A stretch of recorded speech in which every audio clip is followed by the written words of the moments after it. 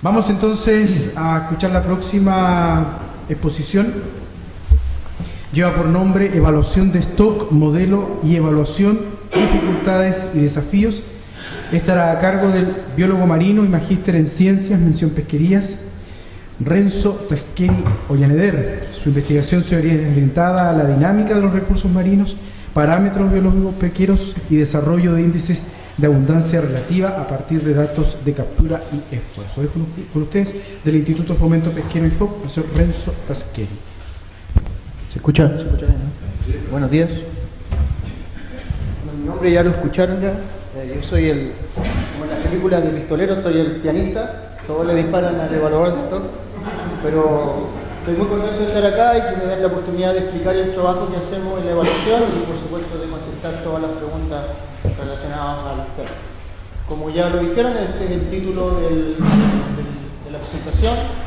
Me pareció adecuado, de hecho el título estaba puesto sin el programa y lo conservé porque creo que el tipo de presentación que hay que hacer acá es bastante ambiciosa porque la evaluación se puede ver desde un punto de vista bastante sofisticado, pero me da la impresión que la presentación que se necesita acá es como ojalá traer a todos al mismo plano donde todos podamos entender y después contarles algunos detalles que son relevantes al problema que tenemos en la evaluación.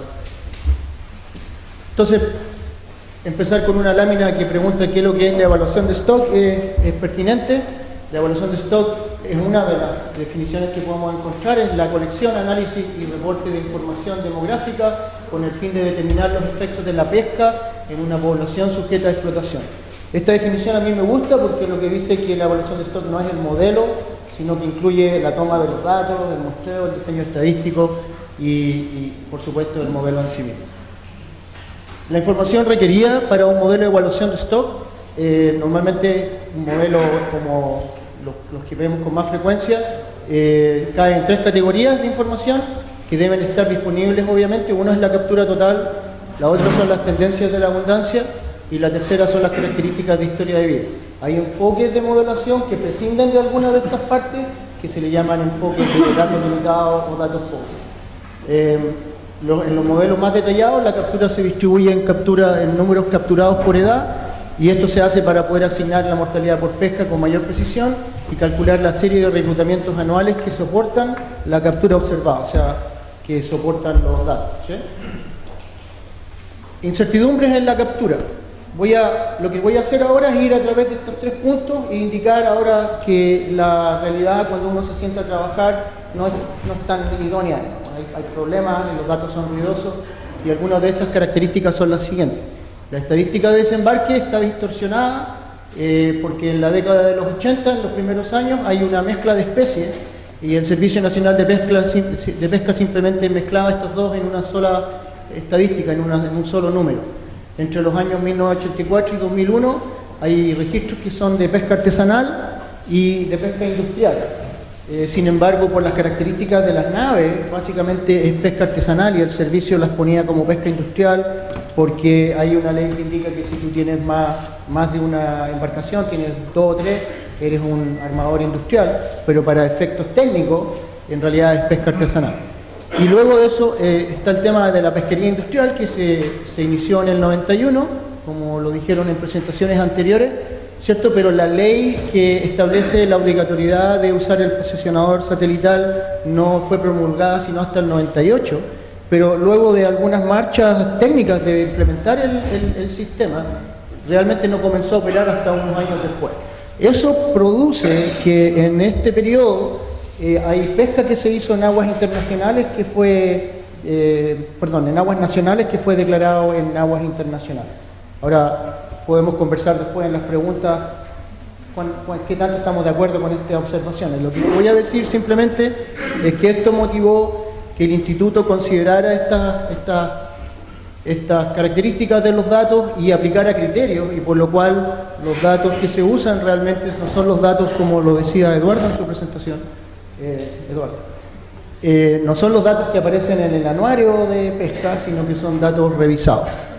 Y eso produce básicamente este máximo de captura a inicio de la pesquería que en realidad no es consistente con lo que vemos en el anuario porque es producto de la reasignación de capturas de... Ahora, toda la información viene del anuario, lo único que hizo el instituto en esa revisión fue reasignar las capturas de acuerdo a los criterios que se identificaron.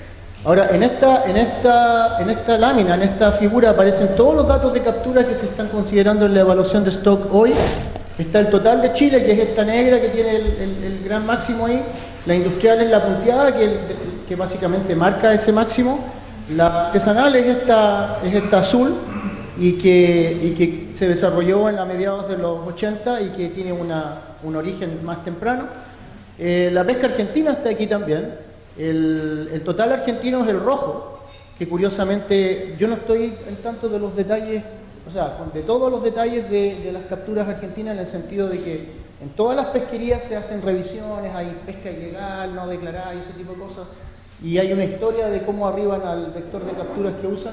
Los detalles particulares de Argentina yo no los conozco en toda su extensión, pero es interesante ver que ellos también tienen un máximo que viene un poco, ¿sabes? Cuando se inicia la pesquería tienen este máximo y después baja, y esas capturas son independientes de los registros chilenos. Eso se descompone en la pesquería de palangre argentino, que está en amarillo ahí, y la pesquería de arrastre, que es el verde, que se ve con cierta dificultad, que está acá. Y por la figura también podemos ver cuándo se inició la pesca argentina también. Ahora, lo ideal es contar con una serie de tiempos de observaciones de abundancia obtenidas a través de una evaluación directa. Alguien lo había mencionado por ahí en el bacalao de profundidad, por las características del recurso, la profundidad a la que está y otros detalles. Es muy difícil poder obtener un índice de abundancia independiente de la pesquería a través de cruceros de evaluación, como se hacen en otras pesquerías demersales.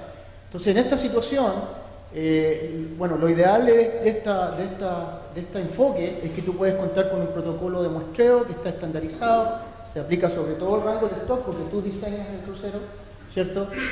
Y usas una estrategia estadística de muestreo, ¿cierto? La distribución, como decía, del bacalao, la profundidad a la que habita, etcétera, nos deja la posibilidad de poder hacer evaluaciones directas, y por lo tanto usamos una alternativa que es la captura por unidad de esfuerzo. Y la captura por unidad de esfuerzo, hay una extensa literatura detrás que indica que hay muchos problemas técnicos para poder usarlo como un índice de abundancia. Y eso se aplica al gráfico que mostró Eduardo también, porque él tiene una serie de captura por unidad de esfuerzo nominal ahí que podríamos discutir después al final, si ustedes quieren. ¿Sí? La idea de esto es obtener un sustituto de la densidad media por unidad de área, modelando estadísticamente las tasas de captura, ¿cierto? Los datos se obtienen ya sea desde bitácoras de pesca o a través del despliegue de observadores o de una combinación de ambos enfoques. Estos son los índices de abundancia que de hecho se usaron en la última evaluación. Está el índice artesanal, que es el rojo, está el índice industrial palangre argentino, que está acá el azul, y este que tiene este máximo y después cae es el índice de palangre industrial chileno. Y estas dos que aparecen aparte acá son las cachaloteras. La negra es la cachalotera chilena y la azul es la cachalotera argentina. Ahora, de esta gráfica inmediatamente se pueden concluir, o sea, se pueden observar algunas cosas. Una es que la tendencia de todos los índices que tienen fuentes de datos que son independientes, o sea, como tomaron los datos los argentinos independientes del programa chileno, todos van en la misma dirección. Están escalados de manera que se pueden comparar, y también vemos que las tasas de captura con cachaloteras no son comparables con las chilenas, y que la tendencia argentina, y a pesar que tienen pendientes de esa magnitudes diferentes, la pendiente es similar entre la chilena y la argentina. Lo muestro esta figura importante porque una son las piezas de información del modelo, y dos porque inmediatamente nos muestra algunos de los problemas, por ejemplo el tema técnico de que hay un fuerte cambio de arte de pesca en el año 2007, para el caso argentino es del 2008, si mal no recuerdo, que la evaluación de stock tiene que lidiar con este problema.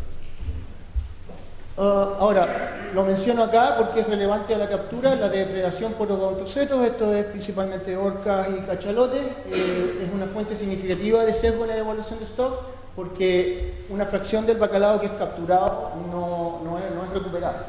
Ahora, esto es importante precisar, esto no es mortalidad natural, esto es mortalidad por pesca no cuantificada, porque están depredando desde la línea, debería ser adscrito a la mortalidad por pesca, y como no los tienes en tu registro, hay una subestimación. ¿Sí? Eso va a afectar tanto a la CPOE, al índice de abundancia, como al dato de captura que va al modelo. Pero también hay índices de antecedentes que indican que preliminares, que los cachalotes y orcas tienen una tendencia a predar sobre individuos más grandes, eligen. Y por lo tanto eso es un problema adicional porque además la composición de las capturas, o sea, la composición de tamaños que tenemos para hacer los análisis de composición por edades también estaría sesgada. En un modelo estructurado por edades básico se va a requerir entonces determinar la edad, porque como decíamos queremos construir matrices de captura por edades y entonces necesitamos tener alguna técnica biológica que nos permita asignar edades. En el bacalao de profundidad tempranamente se hicieron estudios y se determinó que las escamas era la mejor forma de hacerlo. Y posteriormente se hizo una revisión de estos criterios y de los conocimientos que habían y el estado del arte ahora indica que es mejor hacerlo con otolito. El problema de esto es que esto se ve en la figura que está acá, lamentablemente está en verde, no sé si ustedes la ven mejor que yo, pero no se ve nada, es que eso está en verde y se ve muy mal. La idea ¿cuál es? La idea es que esto que está en azul, la edad de las escamas más o menos, podríamos hacer un esfuerzo y decir que la edad 24, más o menos yo alcanzo a distinguir las edades en los diferentes peces, pero a partir del año 2007 parten las escamas y si ustedes vieran la figura como debería verse, los otolitos, las edades más viejas se ven en los otolitos y no se ven en las escamas. Entonces tú tienes una subestimación de la edad en las escamas y en los otolitos se tiende a ver con una mayor completitud. ¿Sí? Y estos son los datos históricos que tenemos en los cuales tú tienes que tomarlos en consideración. ¿Perdón? Sí, lo que pasa es que está agrupado. Normalmente cuando tú tienes, los individuos van muriendo en el modelo y bueno, los más viejos van quedando cada vez menos y normalmente lo que se hace es acumular los individuos en la última edad y le llaman el grupo Plus.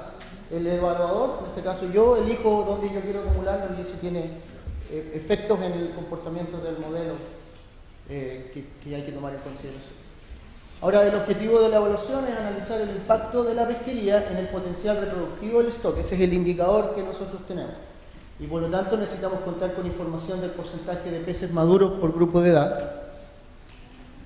Esta información está disponible en un formato que normalmente no es el más adecuado para la evaluación de stock. Los biólogos en general, por un tema, entiendo, de mayor facilidad, puede ser, o porque no tienen a la vista la evaluación de stock, tienden a expresar sus resultados en términos de clases de longitud. Eso, el problema con ello es que nosotros necesitamos la curva expresada en clases de edad. Y por lo tanto hay una conversión que hacer y la conversión que se hace se usan los parámetros de crecimiento. Esto produce el siguiente problema. El problema está que hacer curvas de madurez es relativamente fácil. Se ajusta un modelo logístico que no es complicado. Entonces tú puedes tener en la literatura una gran diversidad de curvas disponibles para usar en tu modelo. Entonces la primera decisión es cuál curva uso. Y luego, como está en longitud, tengo que transformarla. Entonces la segunda decisión es cuál es el vector de parámetros de crecimiento que voy a usar. Eso produce el siguiente problema. Aquí hay varias curvas, son todas de bacalao a profundidad, obviamente, son todas para stocks que son relevantes para lo que nos convoca, y hay algunas que yo incluí acá, no las incluí en esta figura particular, no. Estas la mayoría son relevantes, son todas relevantes para la evaluación de stock que hacemos en Chile.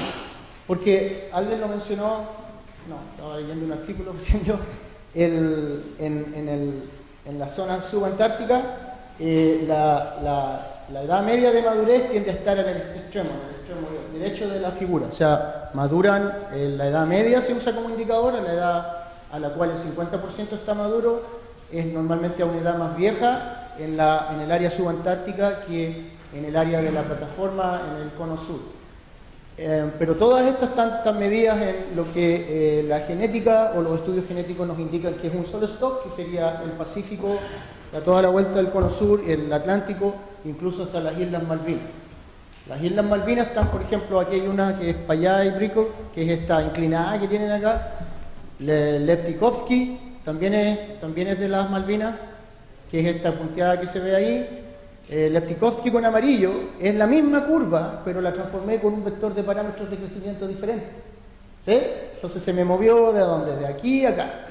¿Sí? Ahora, la Valbontín, que es una que el Centro de Estudios Pesqueros un estudio que encargó, que es bien adecuado, tiene una buena cobertura de muestreo, aparece en el otro espectro que está acá, aparece en el extremo izquierdo del espectro. ¿Sí? Pero si yo uso esto está convertido a edades con los parámetros de un estudio del IFOP, de Yang et al. Pero si yo ahora lo cambio a los parámetros estimados con otolitos en el proyecto de Oyarzún, entonces la curva aparece aquí, como al medio. Ahora, esto tiene efectos que son obvios y otros efectos que no son tan obvios. El efecto más obvio es que va a aumentar la biomasa desovante, porque el modelo trabaja con números a la edad. Los números a la edad se pasan por esta curva y después se multiplican por el peso medio, que da la biomasa desovante, que se llama. Y la biomasa desovante se usa como indicador para ver el impacto sobre el potencial reproductivo del recurso. ¿Cierto? Si yo muevo la curva, yo muevo la biomasa desovante. ¿Sí? Pero el problema que no es tan evidente, y que está en el corazón de preguntas claves que se hicieron aquí hace un rato, es que afecta a los puntos biológicos de referencia, y los puntos biológicos de referencia afectan la cuota. Si yo, lo voy a adelantar un poco, si yo muevo la curva más hacia la izquierda, manteniendo la selectividad, porque es un juego entre la selectividad de la pesquería y el vector de madurez. Si yo mantengo el vector de selectividad, pero muevo la madurez hacia la izquierda, déjame, ¿me puedes ayudar a poner play? Tienes que poner play ahí arriba. Lo que se produce es que la mortalidad por pesca del máximo rendimiento sostenido es mayor, lo que me permite extraer mayor captura. ¿Sí? Porque si usted, eso lo podríamos, era la respuesta que le tendrían que haber dado a alguien acá, que por qué la cuota cambió. Una de las circunstancias que determina eso es el cambio en la ley. El cambio de la ley dice que cualquier decisión de cuota tiene que estar basado en un antecedente técnico que indica que esta cuota nos lleva en el largo plazo, por último, a la captura del máximo rendimiento sostenido. Entonces ahora estás amarrado, tienes que tener una base técnica para decir eso, que no existía necesariamente antes del cambio de ley al final del año 2003. Entonces, ¿qué hacemos con eso? A partir de la captura, la abundancia relativa y la información de historia de vida, que son los ingredientes que hablamos, el modelo de evaluación, entonces infiere la abundancia, estamos hablando de número de individuos por edad, que debió de tener la población, ¿cierto?, para que explique las tendencias, ¿cierto?, de la captura observada, ¿cierto?, y del índice de abundancia que yo le pongo ahí al modelo para que lo ajuste.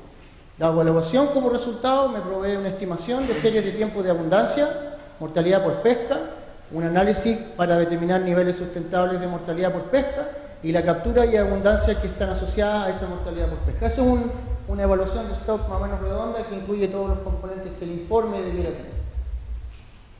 Esto es un modelo, un diagrama de cómo operaría, ¿cierto? Yo tengo los datos, tengo un modelo estadístico, ¿cierto?, del error. Significa que hay un error de observación que se mide con un modelo. Cada fuente de información tiene una distribución.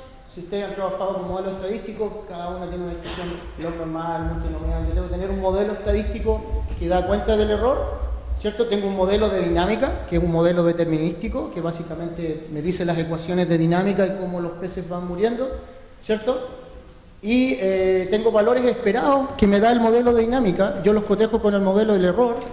Voy mirando el gradiente porque esto se produce en un ajuste, ¿cierto? Se ajustan los parámetros. Una vez que el modelo está ajustado, estos parámetros son usados para calcular cantidades que son útiles al manejo, como la biomasa sobante, los ciclos biológicos de referencia y otras cosas. La evaluación, entonces, luego de eso se constituye en la base para determinar el estatus de la población. En la ley de pesca ustedes no van a ver estatus, va a decir estado de situación, que es lo mismo para efectos de la ley. Bajo circunstancias regulares, los criterios para determinar el estatus son especificados en el plan de manejo, que hasta ahora está ausente. Esto implica normalmente una comparación del potencial reproductivo actual, o sea, en este caso, normalmente se hace con la biomasa desovante, pero hay indicadores más detallados. Entonces yo tengo la biomasa desovante en el último año de la evaluación y yo quiero saber dónde estoy. Con la biomasa desovante del último año de la evaluación no puedo decir dónde estoy, tengo que compararlo con algún nivel de referencia.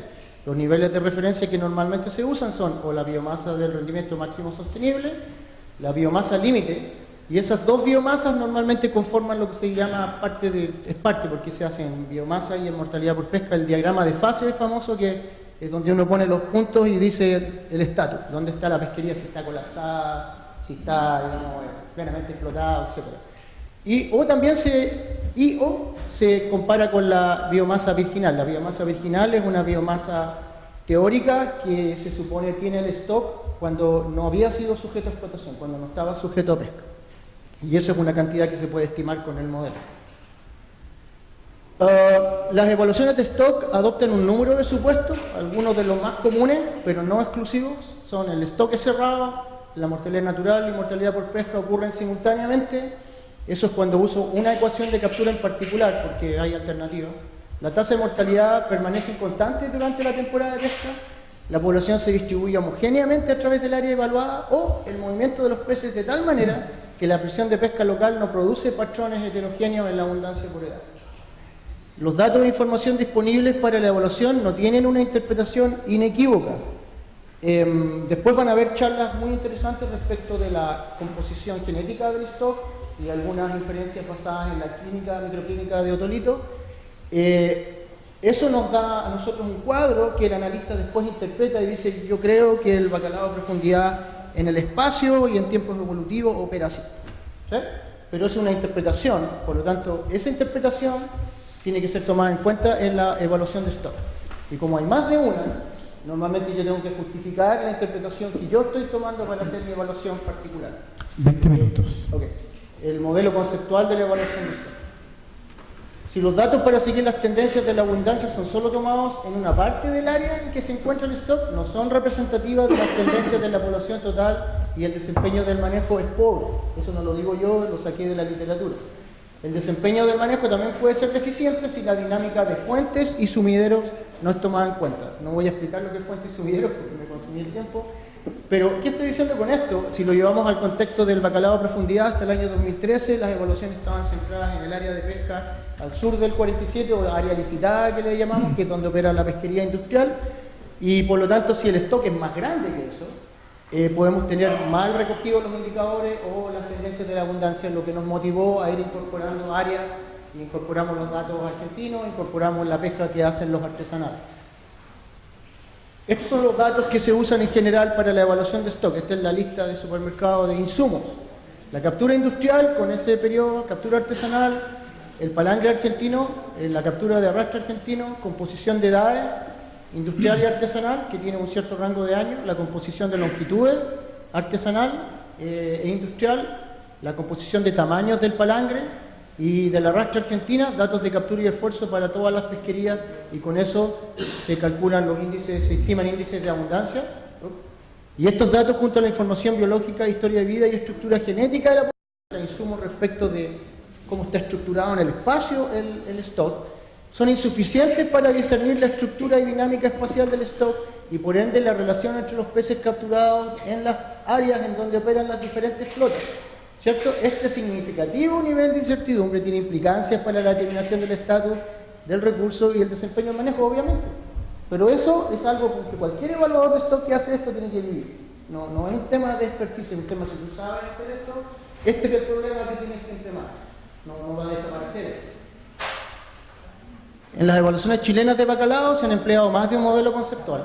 De hecho, desde que yo estoy trabajando en esto, en algunos de los informes o en el informe consolidado de todo el trabajo que se ha hecho en el año, pueden haber hasta 3 modelos conceptuales diferentes, porque esa es la forma como tú lidias con esa incertidumbre. Hay varios niveles de incertidumbre. El tema de cómo opera el stock en el espacio se tiene necesariamente que hacer a través de escenarios donde tú supones qué pasa si fuera A o B o C. Las diferentes revisiones de pares se mencionaron acá, o incluso las de pares internas e internacionales, han dado una serie de recomendaciones respecto de calidad y confiabilidad de las diferentes piezas de información y respecto a la pertinencia de los modelos usados, aspectos estructurales, etc. El trabajo realizado en los últimos 3 años muestra que el estatus resultante no depende de eso. Depende de cómo yo tomo las piezas de información y en particular de cómo considero la información de estructura o composición de la captura por edades en el modelo. Esa es la experiencia que yo he adquirido trabajando en esto en los últimos 3 años que he estado trabajando en esta evaluación. Lo que estoy tratando de decir es que las observaciones de la revisión de pares son importantes, pero en mi opinión personal, muy individual, que si hacemos eso vamos a tener un mejor modelo, que no necesariamente va a tener un mejor estatus, si es lo que estamos esperando. Dos de las principales fuentes de incertidumbre, el tema de la depredación por odontocetos, que afecta los niveles hablábamos, afecta a la estructura, afecta a las capturas, afecta a los índices de abundancia. Y la estructuración espacial que el stock tiene son preguntas que están abiertas y van a permanecer en la evaluación del stock y posiblemente son los principales desafíos de la evaluación hacia el futuro. Muy bien. Sí, Ahora tenemos minutos para hacer algunas consultas. Partamos aquí por el caballero que está acá al inicio.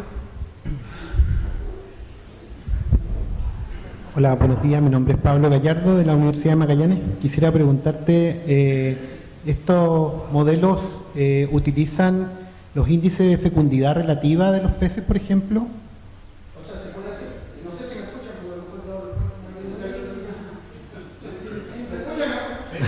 Si es posible, a través del micrófono. Muchas gracias. si no van a tener que estar moviendo. ¿Aló? Sí, sí, es posible.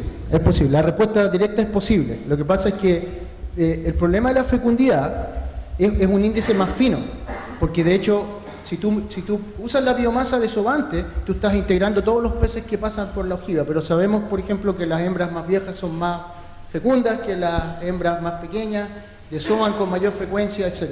Tienen mayor robustez, los huevos son de mejor calidad.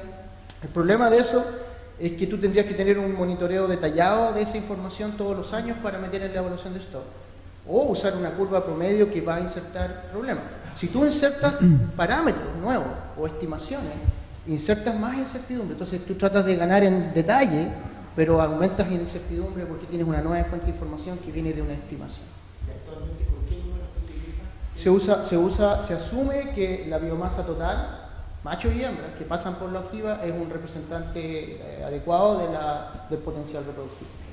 Si el modelo, por ejemplo, estuviera estructurado en 2 sexos, porque se puede hacer con dinámica por sexo, normalmente se usa el peso de la biomasa desovante de las hembras.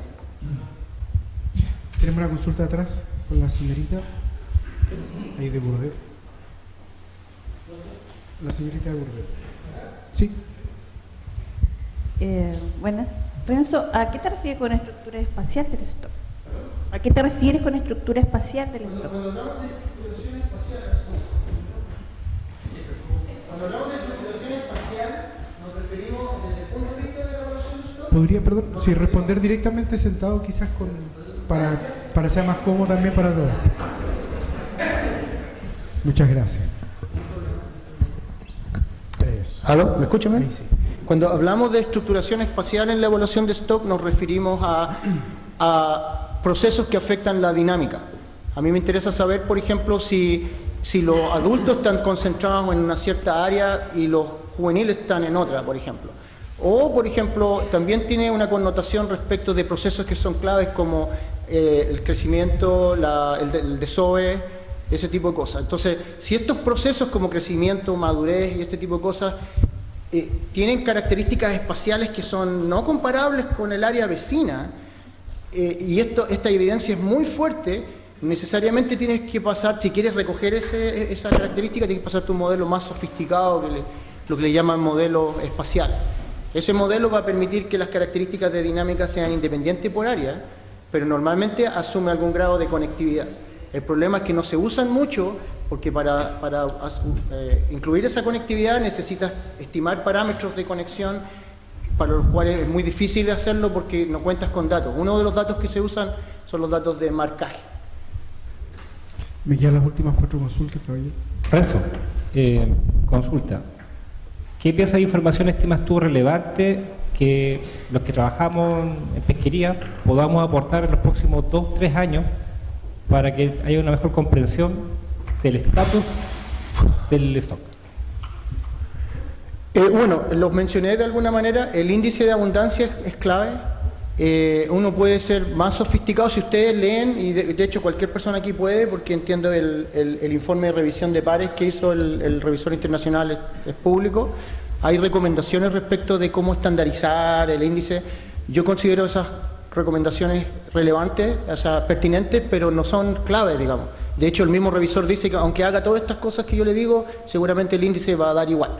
Entonces, el trabajo no va por ahí, va más bien por tomar datos adecuados para saber realmente el impacto que tienen los odontocetos en el índice El tema del siguiente, y el revisor de pares lo mencionó, si es que los odontocetos tienen alguna tendencia, por ejemplo, supongamos que la depredación de las líneas por los mamíferos van en aumento.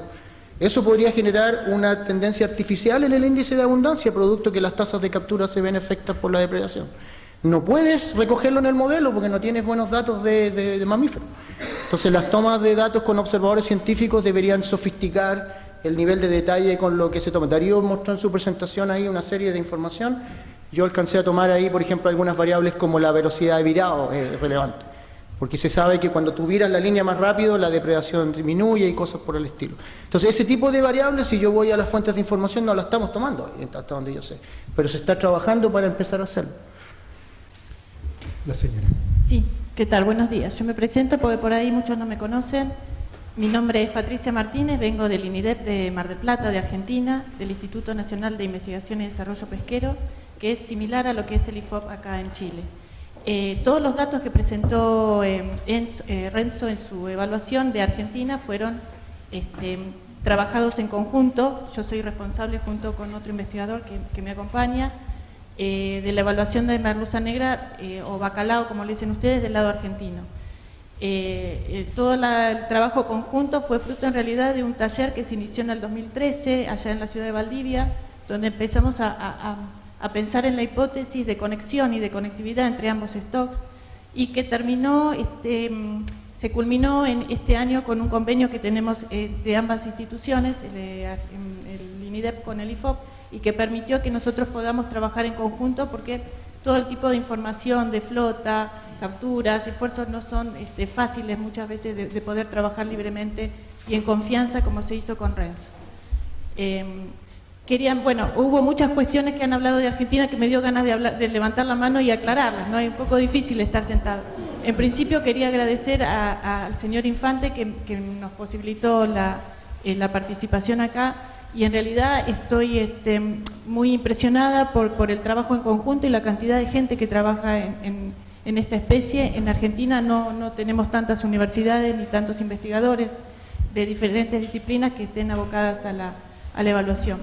Y bueno, creo que eso es todo. No sé si después tendrán alguna consulta. Perfecto. Muchas gracias. El caballero acá, tengo muy pocos minutos, por favor. Acá. ¿Podemos terminar sin una pregunta de Enrique? Buenos días, Ignacio Rosena San Isidro. Quería aunar en lo que saltó en la conversación en la mañana de por qué el gobierno no ha tomado en cuenta todas las recomendaciones hechas por ustedes durante los últimos años con respecto a la captura máxima y ha disminuido la cuota. Creo que Eduardo respondió un poco a esa pregunta. Hubo un periodo de tiempo donde esas recomendaciones no se tomaban en cuenta, pero con el cambio de la ley en el año 2013 y por las razones que yo explicaba, que tiene que usted poder fundamentar de que la cuota que está adoptando apunta al máximo rendimiento sostenido, necesariamente tiene que haber un modelo que respalde esa decisión, que haya un tipo de proyección, que diga, bueno, bajo estas circunstancias, con este análisis, la pesquería realmente va a llegar al objetivo. Ese requerimiento no estaba antes del 2013, por lo tanto se podía un poco separar el tema del modelo y la decisión de pesca. Si tú me preguntas a mí, no sé si avanzamos realmente. ¿Por qué? Porque me voy a tomar la libertad de contestar un poquito más esto, porque creo que está en el corazón del tema.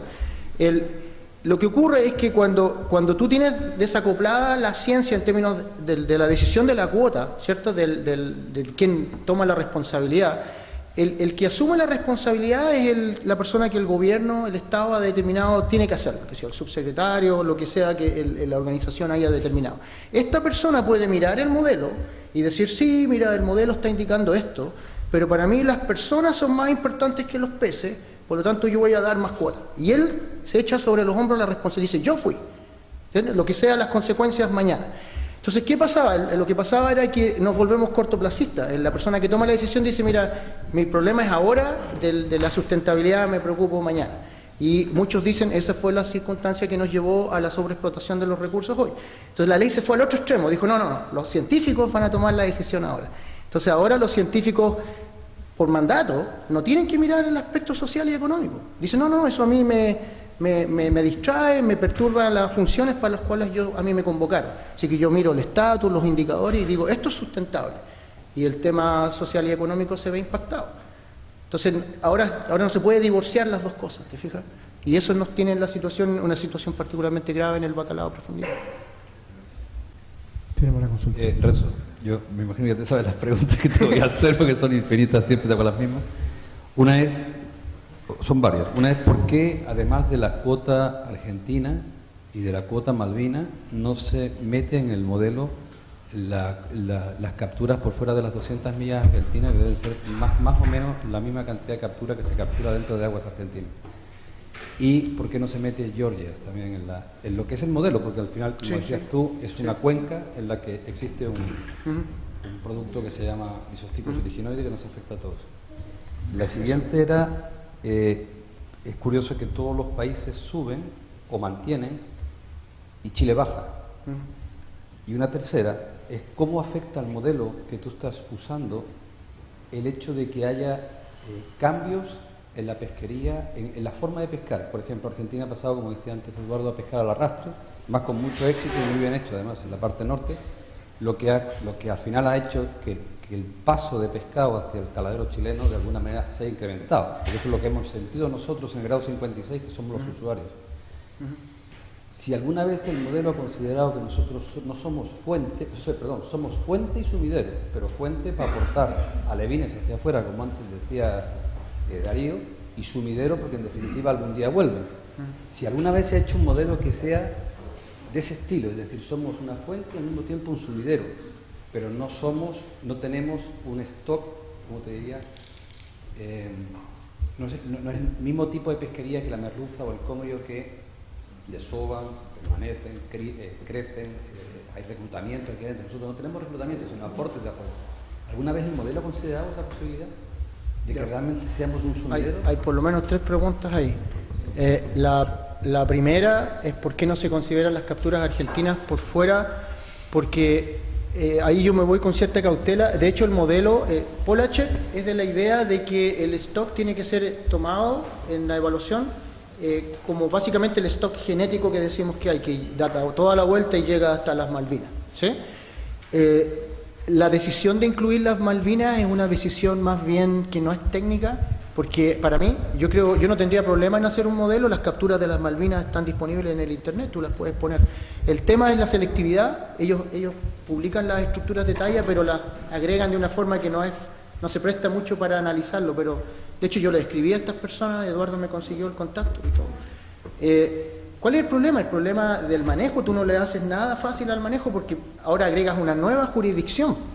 Entonces hay un conflicto entre los colegas que están cooperando con nosotros y no creo que eso ayude más porque ya tenemos bastantes problemas con lo que tenemos. Esa es una de las razones por la cual no incluyo la captura por fuera, porque parte de esa captura que incluyen por fuera hay un tema de conflicto ahí yo preferí restringirme a la zona económica exclusiva y saqué esas capturas, pero podría agregarlas. Lo que eso produce, y esto es importante que la gente que le interesa esto entienda, que si yo agrego más capturas al modelo, lo que le estoy diciendo es que la población debió haber sido más grande para soportar todas estas capturas que fueron extraídas. Entonces lo único que hace el modelo es la escala a un tamaño mayor, pero las tendencias no cambian. ¿Me entiendes? O sea, eso lo está más bien determinado por los índices, ¿cierto? Si los índices van así, las tendencias. Y de hecho hay algunos modelos más simples que se consideraron a mitad de año que no usan índices y la condición se veía mejor. ¿Por qué no consideramos las Georgia? Porque básicamente las Georgia son harina de otro costal, genéticamente es otra población que tiene porque son tiempos evolutivos, por lo tanto divergió, o sea, hubo una divergencia del bacalao que está en la plataforma del cono sur ahí, que hace millones de años, no sé, por lo tanto no correspondería a mezclar peras y manzanas, por decirlo de esa manera. Ahora, el tema de las fuentes y sumideros realmente no se está recogiendo completamente. El tema es, si tú agregas más, si yo estoy agregando más componentes de pesquería, ¿cierto? Estoy agregando a Argentina o las Malvinas, los artesanales, yo sigo, o sea, lo que estoy haciendo es incluir la mortalidad por pesca y asumir que la stock es de un mayor tamaño, pero siempre estoy asumiendo homogeneidad. ¿Sí? ¿Me entiendes? No estoy asumiendo que estas áreas tienen algún grado de estructuración como trataba de responder hace un rato. Para eso necesito un modelo más sofisticado. ¿Me entiendes? Porque yo estoy reconociendo que ciertos procesos en las diferentes áreas son diferentes. Y es ahí más bien donde entra a jugar este tema más bien de las fuentes y sumideros. ¿Te fijas? En su detalle. Por lo tanto, si yo estoy agregando más pesquerías o menos pesquerías, básicamente estoy diciendo, no, el stock es más grande, pero es homogéneo espacialmente, siempre. ¿Sí? O sea, siempre ese supuesto está de lado. Ahora, si tratamos de hacerlo, de considerar eso, nos vamos en la dirección opuesta a lo mejor que lo que Eduardo sugería, nos vamos haciendo un modelo aún más complejo. ¿Me entiendes? Entonces, hay un juego ahí de qué corresponde. Mientras más complejo el modelo, más incertidumbre porque hay más parámetros que estimar y los datos son los mismos. El marcaje no va a dar frutos sino hasta varios años en el futuro si es que es exitoso. Pedro va a hablar algo de eso en su charla. Señor Rivas.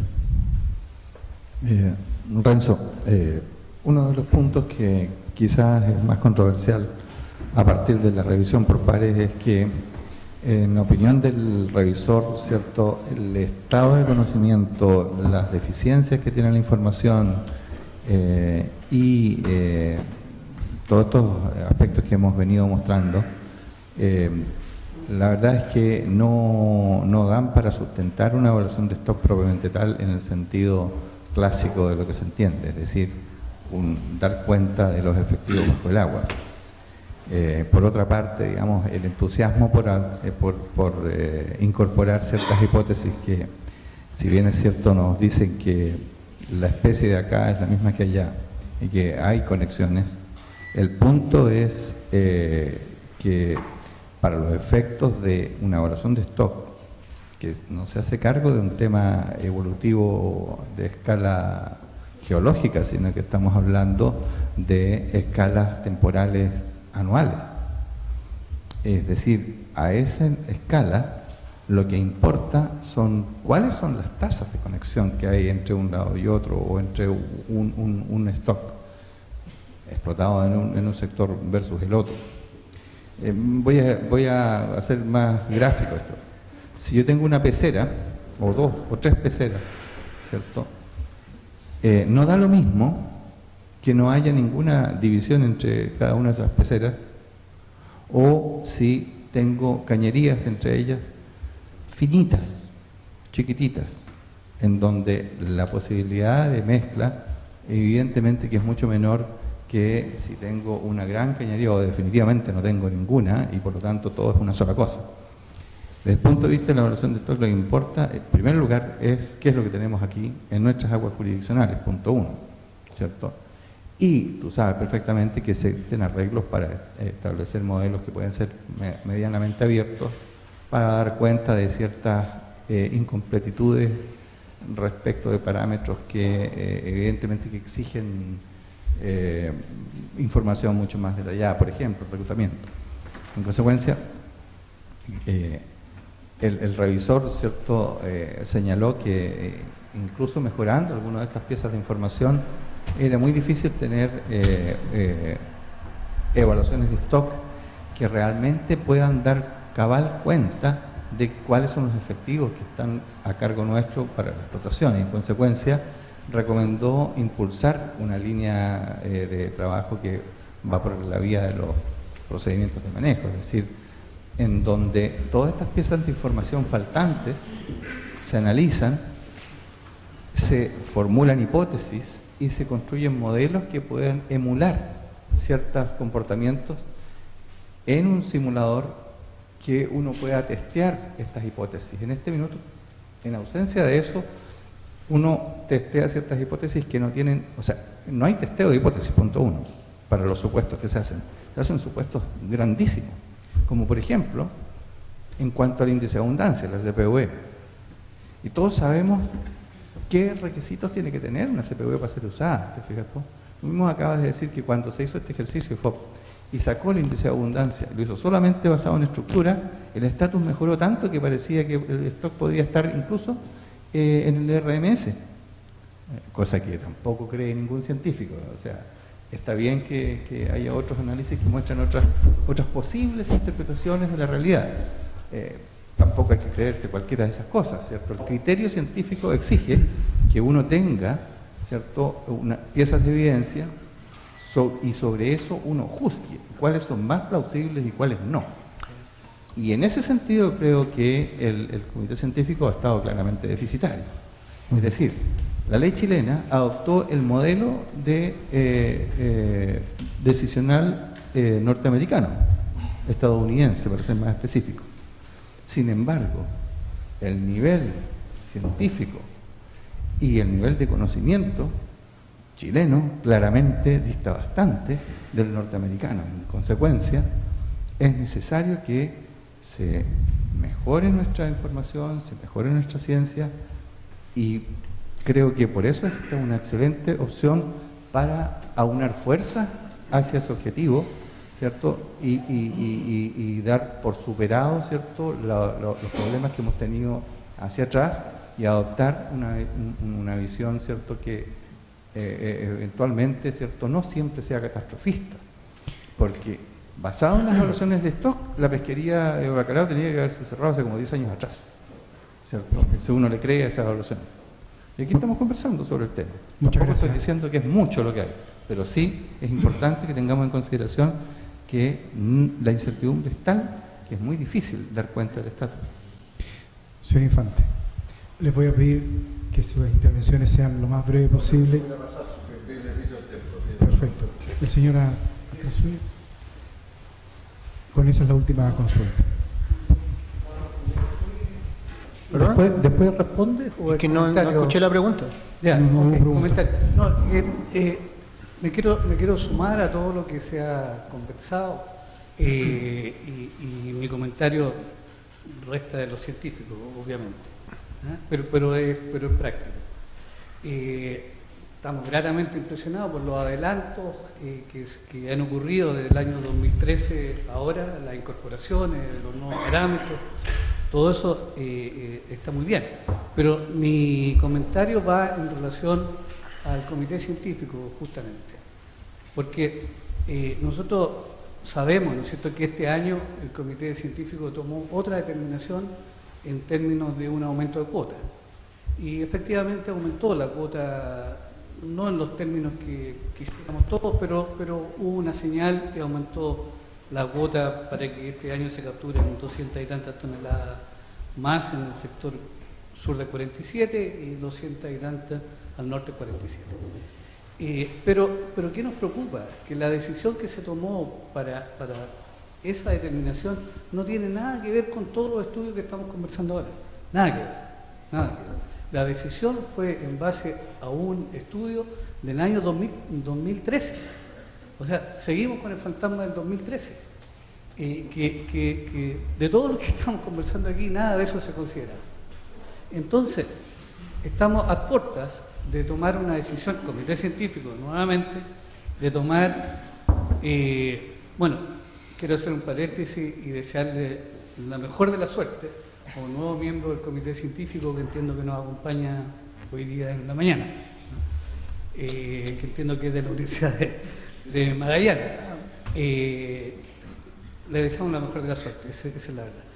Entonces, volviendo al tema, el comité científico tiene que tomar una determinación. Entiendo que ya el IFOP hizo el informe, pero de 2013 adelante todos los informes del IFOP no lo ha considerado realmente el comité científico.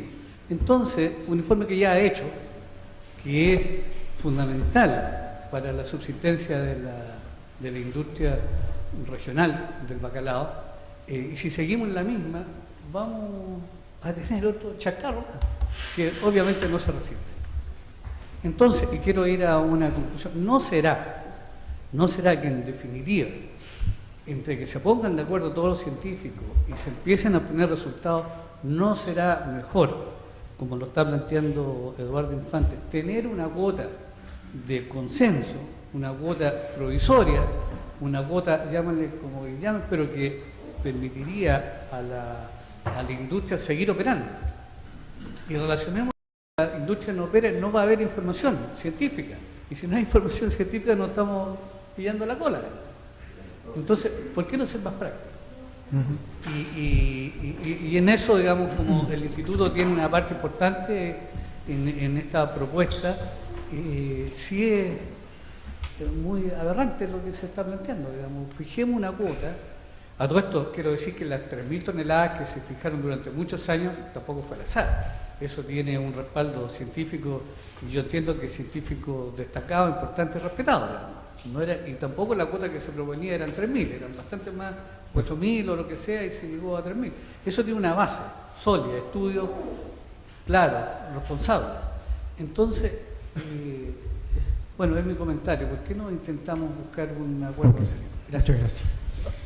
Vamos a la próxima exposición.